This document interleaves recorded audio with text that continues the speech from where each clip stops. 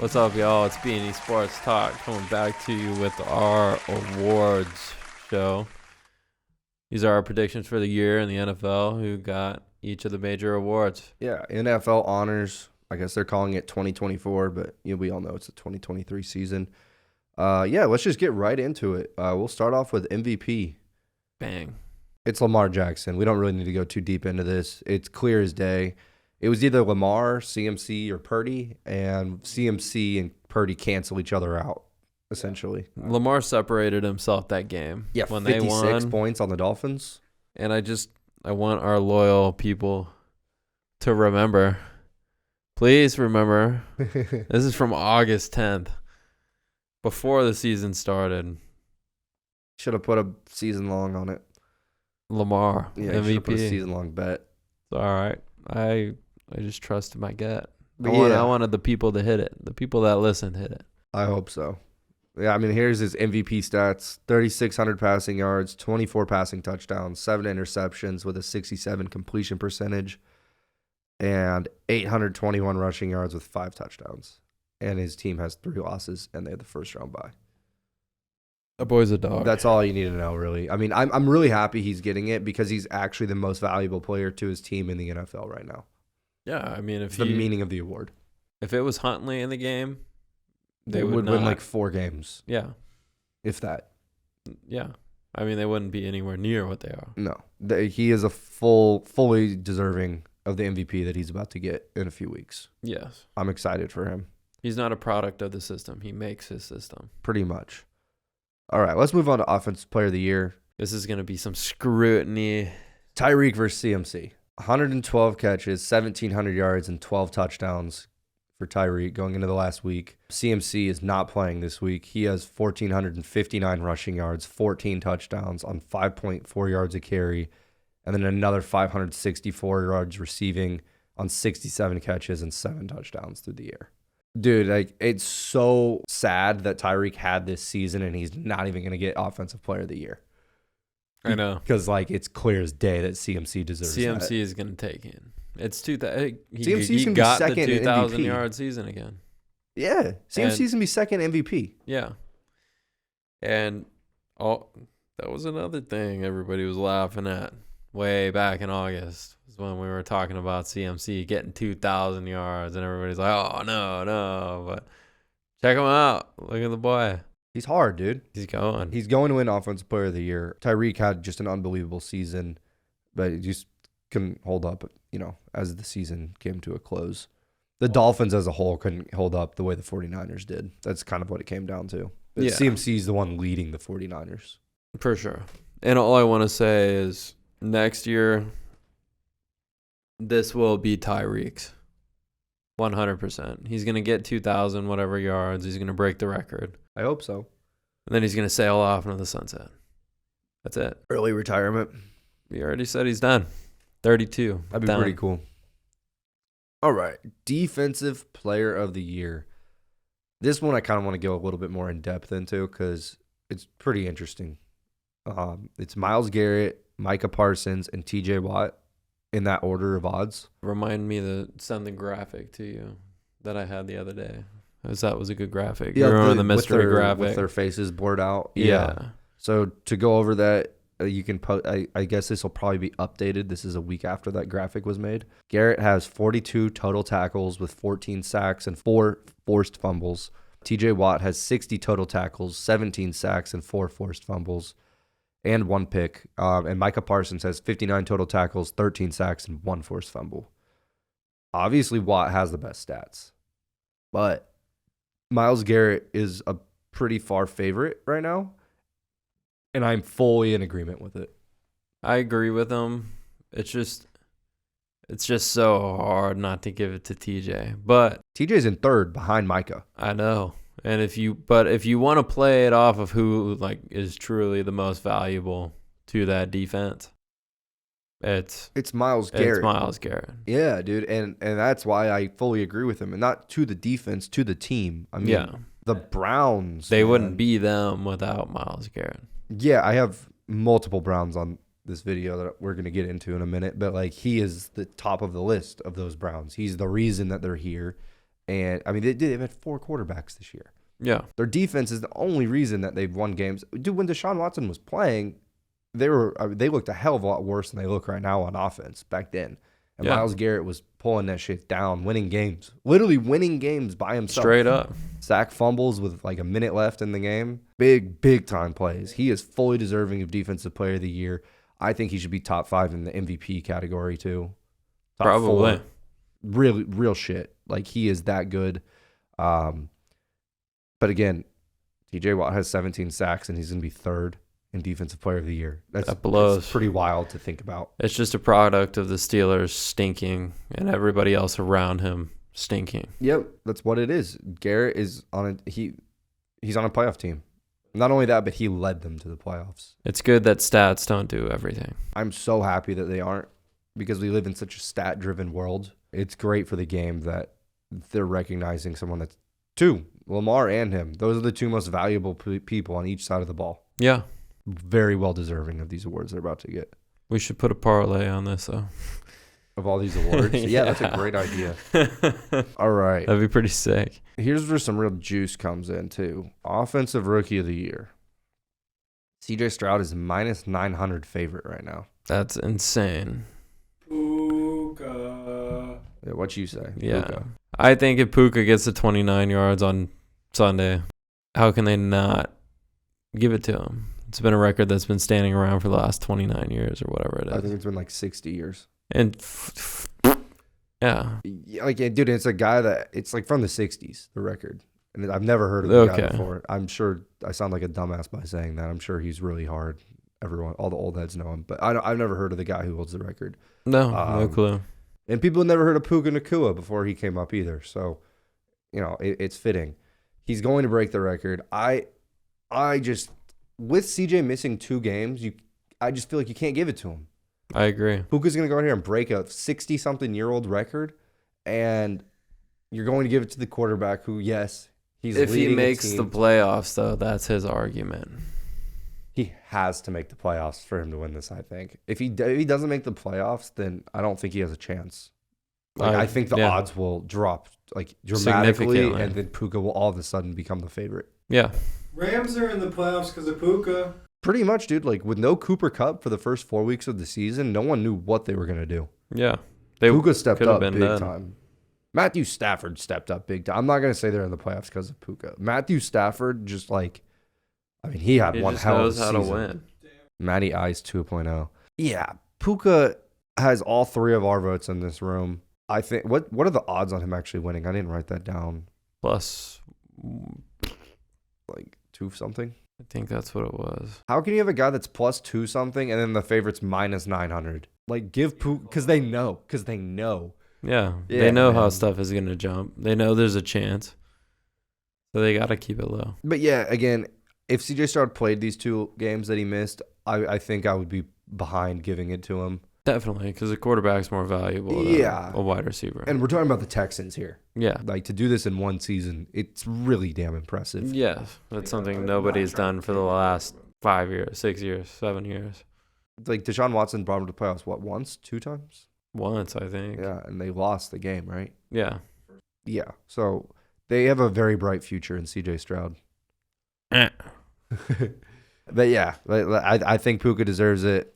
That's the bet you should take. Don't bet and no one's gonna bet minus 900 on anything. No.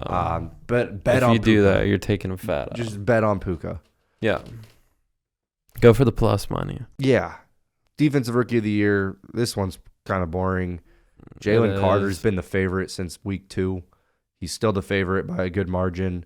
He just keeps doing little things that separate him and make him. Defensive tackle's not a sexy position whatsoever. No. To have 5 sacks out of that position in general is a very good season. To have that as a rookie is almost non-heard of. And he's got a touchdown. Yeah, and he's got a touchdown. The last defensive tackle to win the award was Aaron Donald. Lit. People have been comparing him to Aaron Donald all season. Like, players that are currently in the league are already talking about him like that.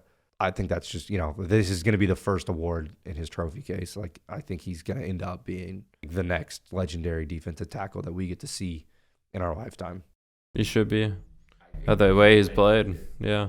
Yeah, because It's such an intricate position. They don't have stats. Like he has 5 sacks and like 30 tackles or something like that. It's just how they impact the game. They're it goes opening up for the beyond that. linebackers and stuff. They're pushing pressure for the defensive ends. Like that guy's taking up 2 offensive linemen as a rookie. He's getting double teamed. Yeah. That's so good for their defensive ends. The amount of impact he had on that defense is huge. Granted, the defense looks like total dog shit right now. Because they didn't upgrade secondary. Like that, it has nothing to do with him of why they look like this. I'm excited to see his career. That race this year has been pretty lame. Will Anderson's the only person that's even in the mix with him. I mean, Witherspoon was flirting with it for a little while, but he kind of just plateaued, you know? Like he's a good player. Too? Yeah. That's it. I mean, and I like that guy. I liked the bet preseason. A lot of people on the shows I was watching were saying bet him preseason for rookie of the year. Yeah. And I mean, shit, like he's still number 3 in the odds. He has no chance in reality, but no, he had a damn good year. Not unless he does some like pick 6, sack, crazy shit to win the game, and everybody else does nothing. Yeah. We'll see. Who knows? But as of now, it's Jalen Carter's award to lose. Second to last award, comeback player of the year. I don't know why this is an argument. I like wrote down 3 paragraphs of rant. I'm not going to read it all, but like. There's no need to rant. Damar Hamlin is the favorite, and I think it's fucking ridiculous because he hasn't done shit. He hasn't played 10 snaps in 1 game. Exactly. All he did was die and come back to the football field. That's it. I don't give a shit.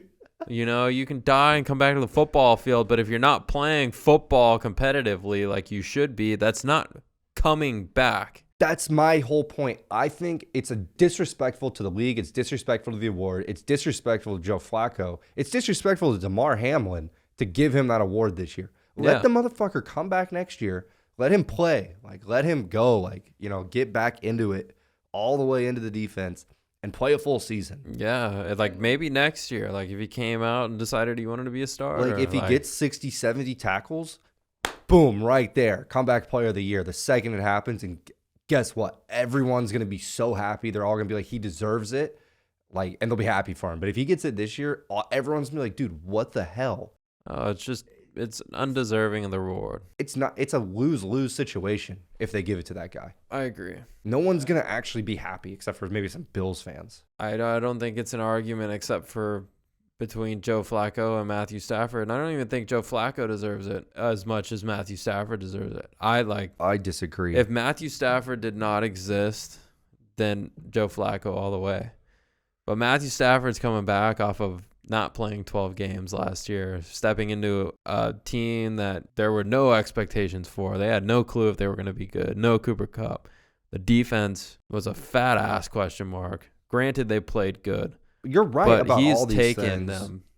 He's the reason they were doing so good. He's the only reason they're doing so good. No Matthew Stafford equals an ass Rams team. I agree with you, but like there's a difference between valuable to the team and comeback player of the year, and I just don't think he fits it. Like there's a reason he's plus 8,000. He came back. Bro, he's having so it's Damar Hamlin minus 200, Joe Flacco That's plus fucking 2. insane, I know. bro. Flacco's plus 200, Baker Mayfield's plus 1,500, and Stafford's plus 8,000. That's a true. Aside from Damar Hamlin, I think these sound like the order's right. Matthew Stafford had the best season of all 3 of those guys. Yeah, he did. But the word comeback, like to me, came back. That was ass last. Okay, dude, where did Joe Flacco come back from? Like his couch, dude. Like no, that's a comeback player. You've seen the meme that's like Damar Hamlin came back from death, and then it's like Joe Flacco came back from being quarterback from the Jets, and then in parentheses, arguably worse than death. And some funny shit. It is in this season. I don't have a problem at all giving it to Joe Flacco. I have zero issue whatsoever giving it to Joe Flacco. I have a huge issue giving it to Hamlin. If you give it to Hamlin, there's a fucking problem. Yeah. If you give it to Joe Flacco, if you give it to Matthew Stafford, I have zero issues. You can give it to Baker. I don't have a fucking problem with it either. You can't give it to Damar though. Yeah. You can't give it to Damar. No I way. think Joe Flacco's fully deserving of it. No one's thought of him. Like, he's been on nobody's radar, nobody's mind for years. I guess he had this couple starts in the Jets in Denver. It's been years, dude. Right. Like, nobody's thought of Flacco, and then all of a sudden, dude, he's balling. Like, they went through 3 quarterbacks, nobody could do shit. Joe Flacco's out here dropping 350-yard games on people's heads. It's insane. Balling. Bet on Flacco because the NFL needs to come to their senses and just give him the award. Just sitting there falling asleep. It's like Yeah, just beating the team to sleep. He's going to pass out too. throw when you're like 35 years old and you've thrown for 4 300-yard games in a row. And you were just sitting on your couch last week or a couple weeks ago. Just chilling, dude. He was passing out mid-game. Doing this shit. They're up by like 28 points or something like that. Yeah, bet Flacco. Just bet Flacco. That's Can't probably feel the way. confident putting your money on Damar Hamlin. I didn't think they had Stafford that down bad. He's not going to play this week either, so he's definitely not getting it. That's fucked. Yeah. Give it to Flacco, man. Everybody take Flacco. Anybody that takes Hamlin is a fool. They're going to steal $200 from you. Pretty 'Cause much. I know you're all trying to get that blue face. Pretty much. All right, last award. Coach of the Year. The contenders are Kevin Stefanski, D'Amico Ryans, Shane Steichen, and Dan Campbell. Those are the top 4 in that order.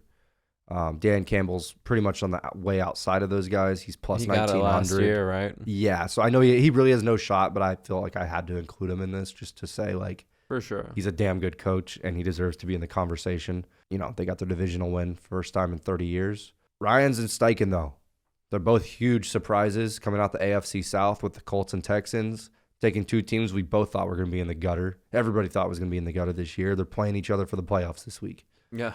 I'm impressed by both of their coaching jobs this season. I am too. However, Stefanski is 100% coach of the year. Yeah. He's gone through a shit ton. Which you said 4 different quarterbacks. 4 quarterbacks. To settle on Joe Flacco and he's balling for you, that takes some serious shit. You've got Stefanski never blinked. He just did it seamlessly.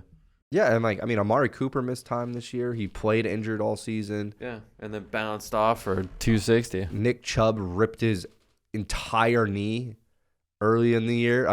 We forget about that even happened. Bro, the Browns are so down bad, it's not even funny, and they're having the best season they've had in I don't even know how long. Right. It's because they finally have depth that has come up and shown out. That and they have character, it seems like. Yeah. Jerome Ford's gotten He had a great hard. season. How close is he 2,000? He's 807 yards with 42 receiving yards. Damn. That doesn't even sound right. 42 receiving yards? Get my boy 193 yards this week. That doesn't seem right. I think it might be 42 receptions. Yeah, 42 receptions, 293 receiving yards, and 5 touchdowns. So, yeah, he's over 1,000 total. Unless he has a 200-yard rushing game this week, he's not going to get to 1,000. I just think it's been one of the most impressive jobs in recent memory, dealing with the cards that you're dealt, and those cards being complete and utter ass all season long, injury after injury after injury. Dude, in difficult game after difficult game, pulling it out of their ass. Schedule. Well, yeah, and they'd be down big, and their defense would come out with a pick 6 or a forced fumble touchdown with 2 minutes in the game, and they'd win that shit off of it. They're hard. They are hard. And it starts with Kevin Stefanski and Myles Garrett, and Joe Flacco came in to polish it all off and make it look way better. Yep. He brought years of couch potato and learned some of the things that he shouldn't have been doing.